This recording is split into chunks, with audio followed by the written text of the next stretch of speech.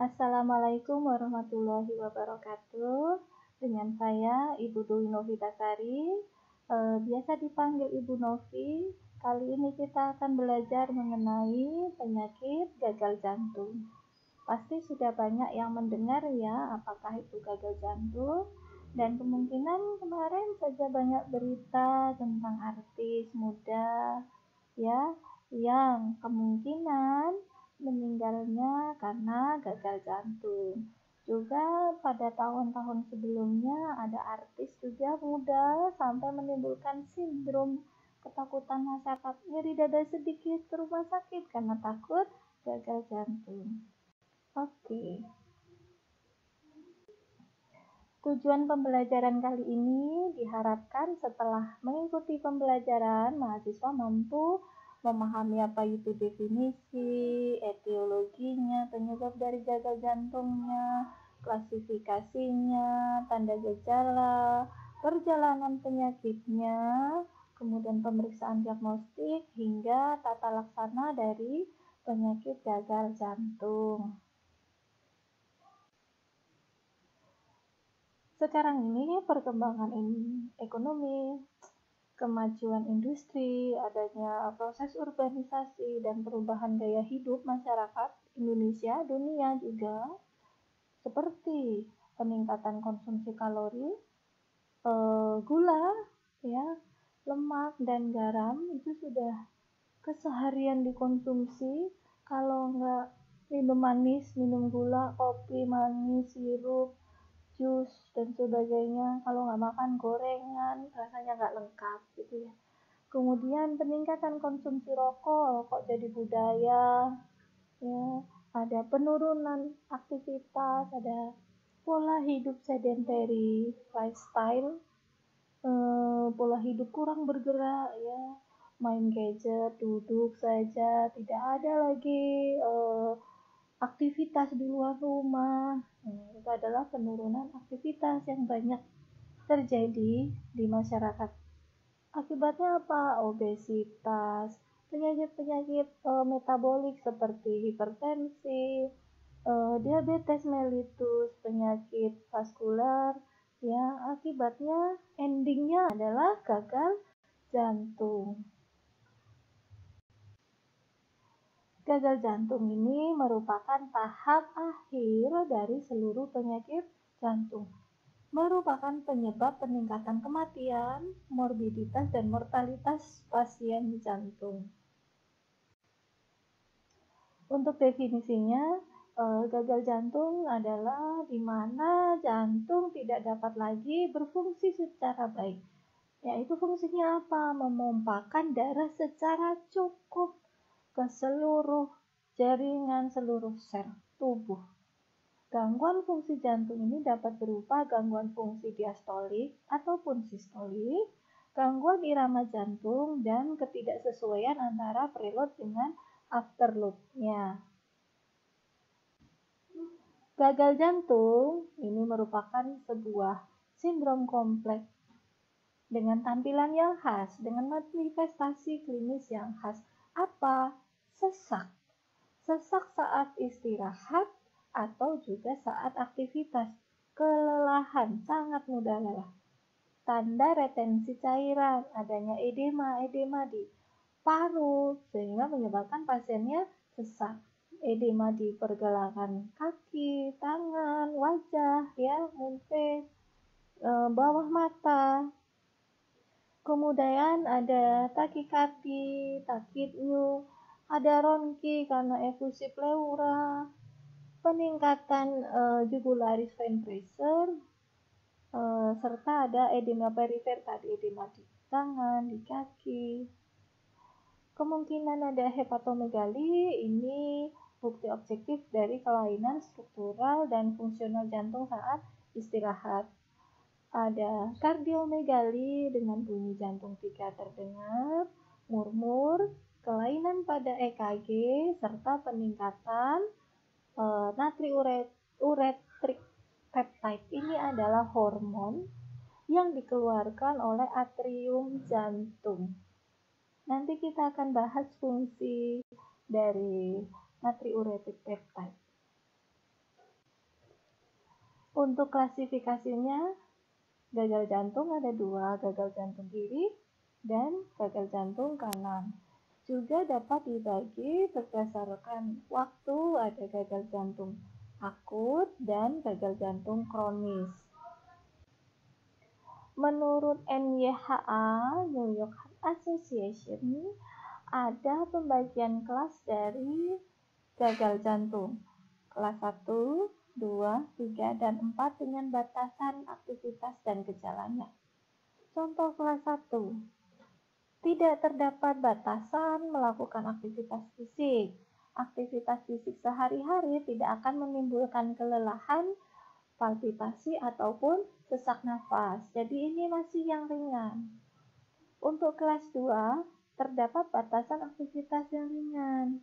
Tidak terdapat keluhan saat istirahat. Jadi ini membaik sesak nafasnya dengan istirahat. Namun, aktivitas fisik sehari-hari menimbulkan kelelahan, palpitasi, dan sesak nafas. Untuk kelas 3, ada batasan aktivitas yang signifikan. Tidak terdapat keluhan saat istirahat, tetapi aktivitas fisik yang ringan saja menyebabkan kelelahan dan sesak, menyebabkan palpitasi. Aktivitas ringan yang seperti apa? Berjalan, ya, itu sudah menimbulkan sesak nafas. Kemudian tahap yang terberat yaitu kelas 4.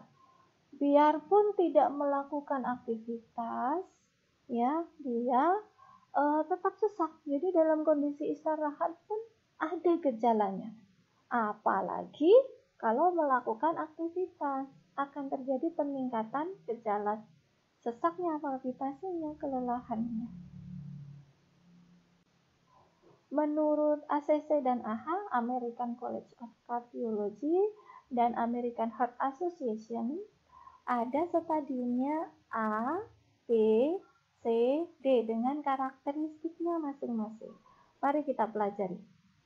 Stadium A ini memiliki risiko tinggi berkembang menjadi gagal jantung, tetapi tidak terdapat gangguan struktural maupun fungsional jantung. Belum ada tanda dan gejalanya. Dia mempunyai risiko tinggi berkembang menjadi gagal jantung. Kemudian stadium B, telah terbentuk penyakit struktur jantung yang berhubungan dengan perkembangan gagal jantung, tetapi belum ada tanda dan gejala. Untuk stadium C, gagal jantung asimptomatis yang berhubungan dengan penyakit struktural jantung yang mendasari, serta stadium D, penyakit struktural jantung yang lanjut, serta gejala ada gagal jantung yang sangat bermakna saat istirahat, walaupun sudah mendapatkan terapi medis yang maksimal. Untuk klasifikasi dari Stephenson ada kelas 1, kelas 2, kelas 3, atau kelas 4. Disebut juga kelas A, B, L, dan C. Karakteristiknya dilihat dari kongesti dan perfusi. Disebut kering dan hangat kalau kongestinya tidak ada, perfusinya masih hangat. Berarti itu kelas 1 atau A. Kemudian ada kongesti tetapi perfusinya masih baik, itu disebut kelas 2 atau B. Kemudian tadi ada kongesti ya. Kemudian kelas 3, dia tidak ada kongesti tetapi perfusinya buruk, ya, perfusinya dingin, itu kelas 3 atau L. Yang terakhir kelas 4 atau C, di mana ini buruk semua. Kongestinya basah, ada kongesti paru, dan perfusi perifernya dingin. Kita sekarang membahas tentang etiologi dari gagal jantung. Apa saja? Coba kita sebutkan. Mungkin di sini ada beberapa yang tidak tertulis ya. Ada penyakit arteri koroner, hipertensi jelas, penyakit jantung katup, dan malnutrisi. Secara umum penyebab gagal jantung yaitu rusaknya atau berkembangnya berkurangnya massa otot jantung karena iskemi akut atau kronik. Kemudian ada peningkatan resistensi vaskuler karena hipertensi, juga ada takioaritmia, contohnya karena fibrilasi atrial. Manifestasi kliniknya, ada tampilan klinisnya, gejala dan tandanya. Manifestasi klinik, edem perifer, ada kongesti paru. Kalau sudah seperti itu jelas sesak nafas. Tandanya ada pembengkakan, ya. Edem paru, sesak nafas, tandanya ronsi basah terdengar, efusi, takipneu, kemudian bisa shock kardiogenik, bisa penurunan kesadaran, lemah, akral perifer yang dingin. Tandanya apa? Tekanan darah sistoliknya rendah, anuri juga oliguri. Untuk gagal jantung hipertensi bisa dengan gejala sesak nafas. Tandanya peningkatan tekanan darah, penebalan dari dinding ventrikel kiri. Kemudian kalau gagal jantung kanan, gejalanya sesak nafas dan mudah lelah. Tanda-tandanya ada disfungsi ventrikel kanan, peningkatan CVP, ada edema perifer, sampai ke asites. Efek dari penurunan curah jantung dan edema pulmonal ke perifer. Kita baca dari penurunan strok volume, ya. Adanya retensi garam dan air ini akan meningkatkan volume plasma. Jadi ini akan menginhibisi penurunan strok volume. Tapi kalau terjadi penurunan strok volume, ini akan meningkatkan atrial pressure. Sedangkan kondisi retensi air dan garam yang tadi meningkatkan volume plasma, dia secara langsung akan meningkatkan atrial pressure. Kita baca ke sebelah kiri dulu. Atrial pressure akan meningkatkan tekanan sistemik kapiler, sehingga dari tekanan sistemik kapiler yang meningkat akan menyebabkan edema perifer, ada asites, ada disfungsi liver, malabsorpsi nutrien, sehingga pasiennya menjadi kaheksia. Dari edema perifer bisa minturia. Untuk peningkatan atrial pressure juga selain ke systemic pressure bisa meningkatkan pulmonary capillary pressure. Jadi kan jantung memperdarahi sistemik dan pulmonar, sirkulasi sistemik dan pulmonar. Untuk di sirkulasi pulmonar juga meningkat tekanannya, akibatnya terjadi edema interstisial antara kapiler paru dengan alveoli itu berjarak.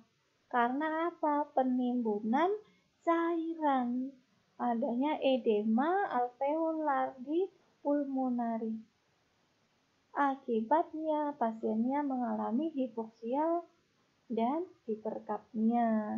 Pasiennya dyspnea, penurunan vital capacity paru, penurunan compliance paru, penurunan volume tidal paru, penurunan recoil paru, ya, sehingga meningkatkan usaha bernafas pasiennya, hipoksia dan hiperkapnia. Untuk patofisiologi dari gagal jantung, dia ada aktivasi sistem syaraf simpatis, di mana sistem syaraf simpatis ini akan meningkatkan denyut jantung, kontraktilitas, dan vasokonstriksi perifer. Nah, ada yang namanya baroreseptor. Baroreseptor ini ada di dua tempat. Lokasinya di dalam tubuh kita menjaga cardiac output. Aktivasinya yang berkelanjutan akan menyebabkan gangguan pada fungsi jantung, aktivasi dari sistem syaraf simpatis. Proses aktivasi sistem syaraf simpatis terjadi bersamaan dengan berkurangnya aktivitas syaraf parasimpatis karena mereka bekerja berkebalikan. Sistem parasimpatis meningkatkan cardiac output, meningkatkan tekanan darah, sedangkan kalau sistem parasimpatis kebalikannya, menurunkan denyut jantung, menurunkan kontraktilitas, dan seterusnya, sehingga menurunkan tekanan darah. Ini dua lokasi dari baroreseptor, yaitu reseptor yang sensitif adanya peningkatan tekanan. Ada di sinus karotid dan yang satu lagi di lengkung aorta. Intinya, baroreseptor ketika ada tekanan darah yang turun, maka cardiac output dan resistensi perifer perlu ditingkatkan.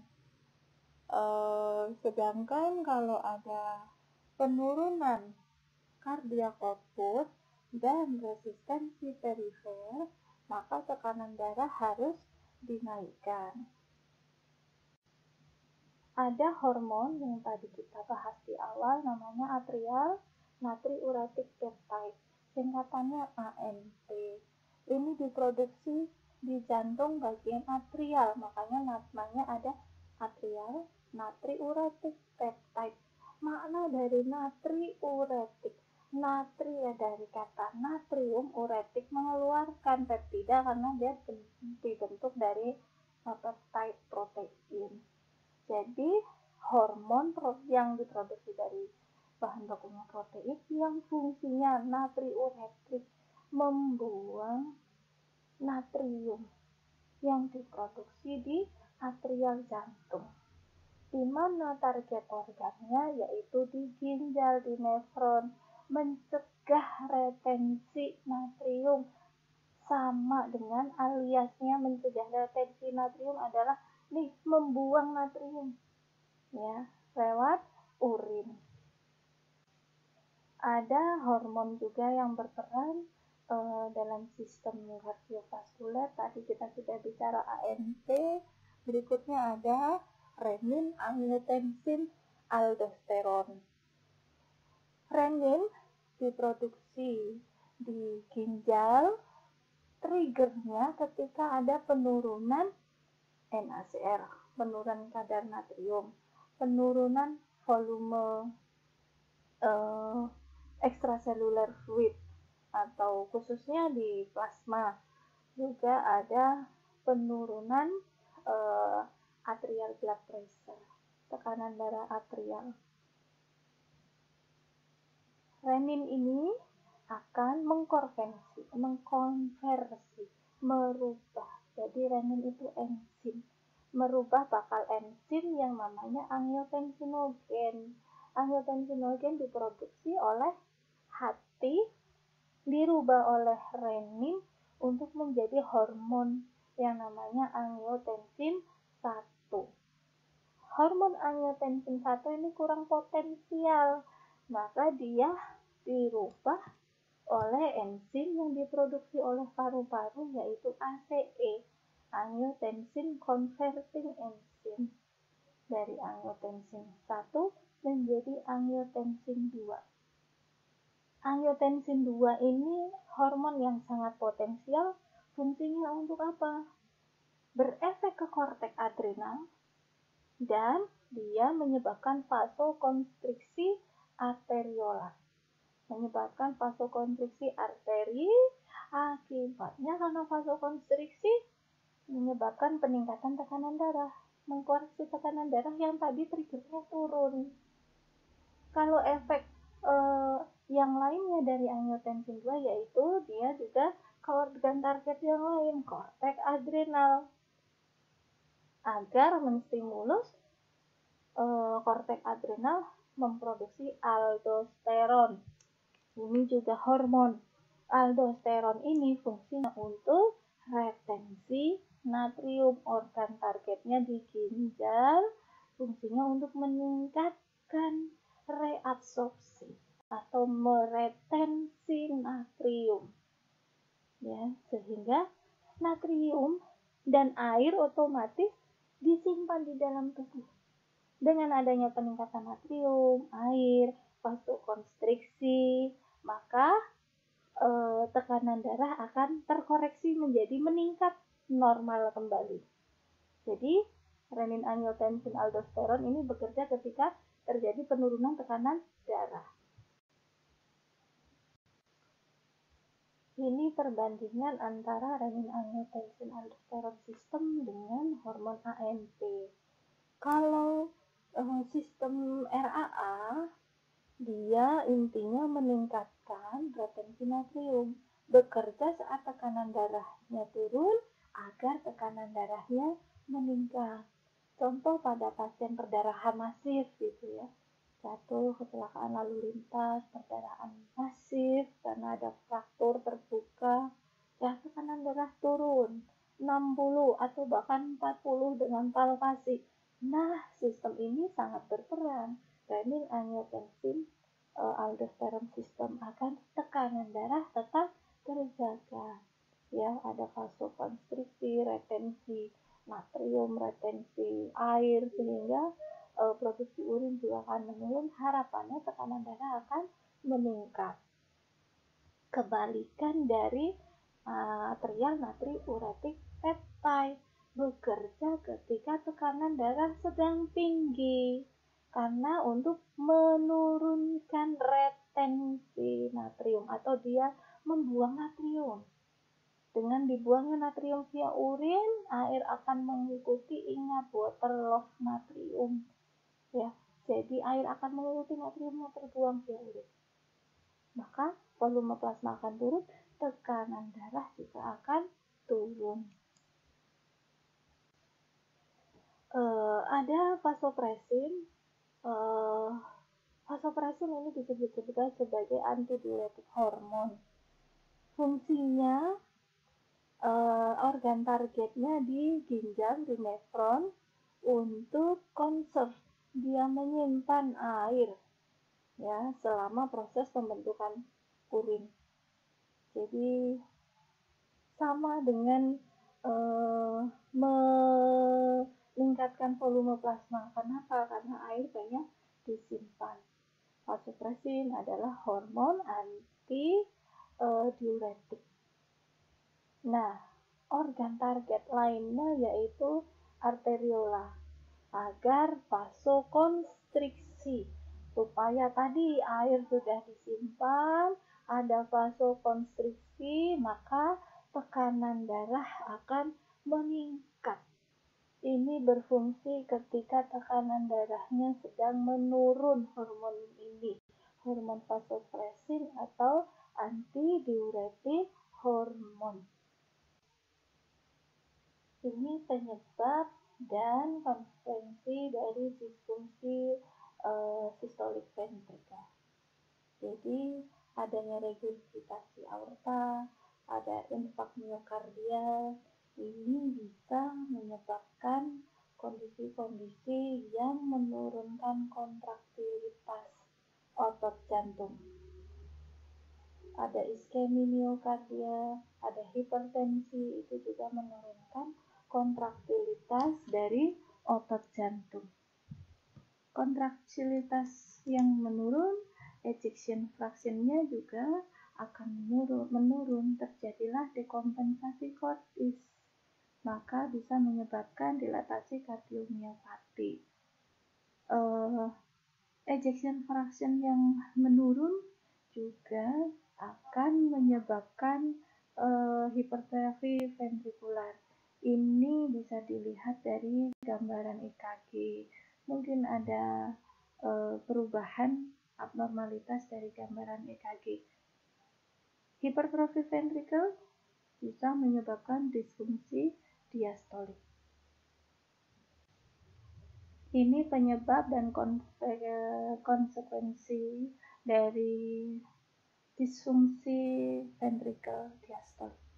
Kondisi kardiomiopati, kemudian ada fibrosis miokardial, hemochromatosis, kemudian ada tamponade perikardial, ada perikarditis. Ini bisa menyebabkan ventricular compliance curve-nya meningkat secara perlahan. Terus hipertrofi kardiomiopati juga menyebabkan ventricular hipertrofi. Akibatnya EDV dan stroke volume-nya akan menurun. Menurunnya stroke volume akan meningkatkan atrial pressure sehingga menyebabkan edema. Hipoksia miokardial juga menyebabkan gangguan compliance ventrikular, menurunkan stroke volume, meningkatkan atrial pressure, dan akhirnya edema. Ini pathway dari gagal jantung, ya, konsekuensi neurohormonal.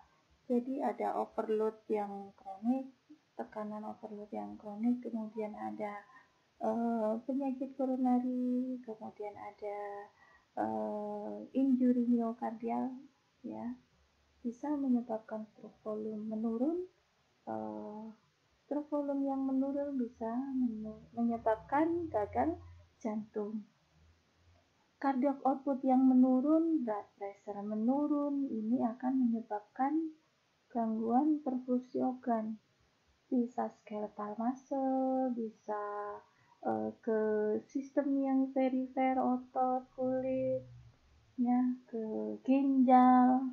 Nah, kita baca ke ginjal bisa aktivasi RAA, renin-angiotensin-aldosteron, upaya untuk meningkatkan retensi air dan garam agar atrial pressure-nya meningkat. Kemudian penurunan tekanan darah akan mengaktifasi sistem saraf simpatik sehingga akan takikardi.